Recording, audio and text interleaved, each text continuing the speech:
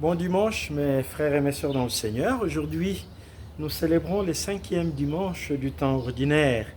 Et je vais, comme j'ai pris l'habitude de le faire, commenter les lectures de ces dimanches. Elles sont trois.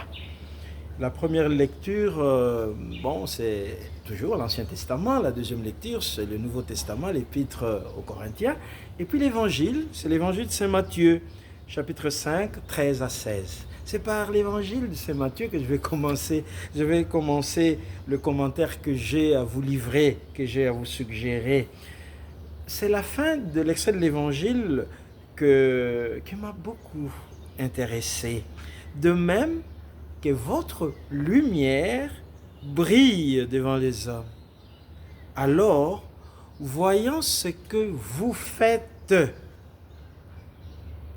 de bien, ils rendront gloire à votre Père qui est aux cieux. Je reprends. De même que votre lumière brille devant les hommes.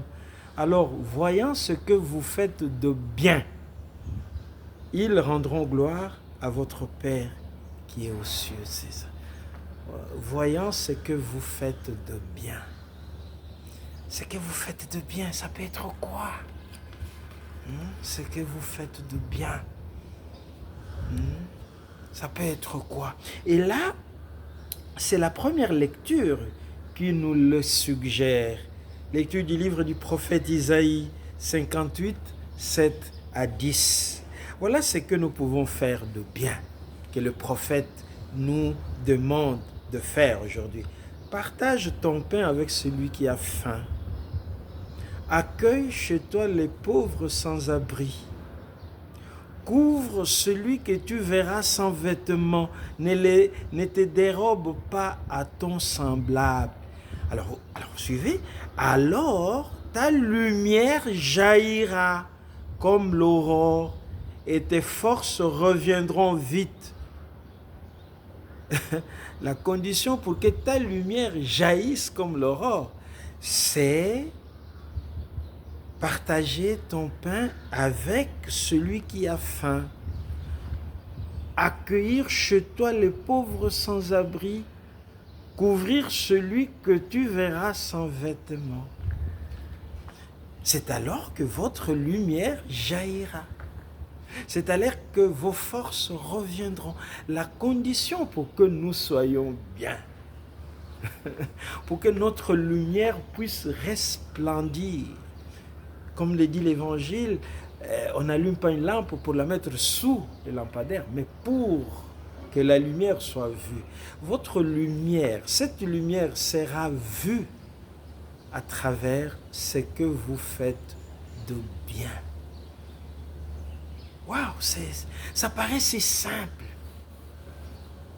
La logique est tellement simple.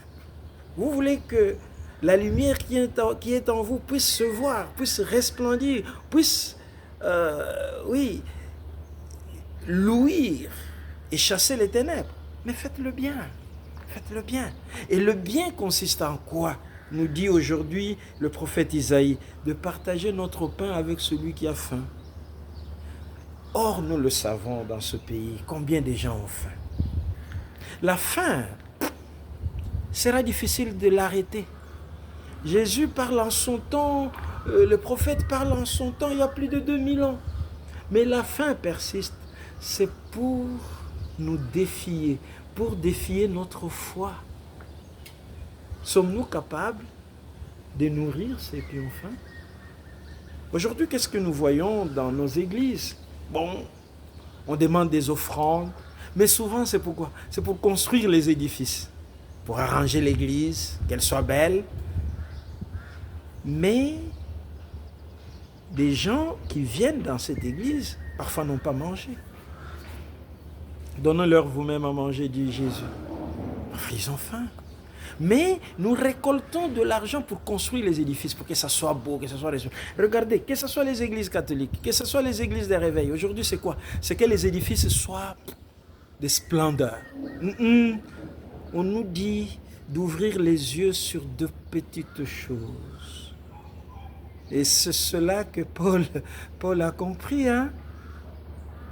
Je suis venu devant vous avec la sagesse de Dieu. C'est cette sagesse-là qu'il nous est demandé de suivre aujourd'hui. Mes frères et mes sœurs, ouvrons notre regard vers des personnes qui souffrent, qui ont besoin de notre regard. Et c'est alors que notre lumière jaillira. Vous êtes la lumière du monde. Vous êtes le sel de la terre. Le sel et la lumière, c'est voir à travers ce que nous faisons de bien.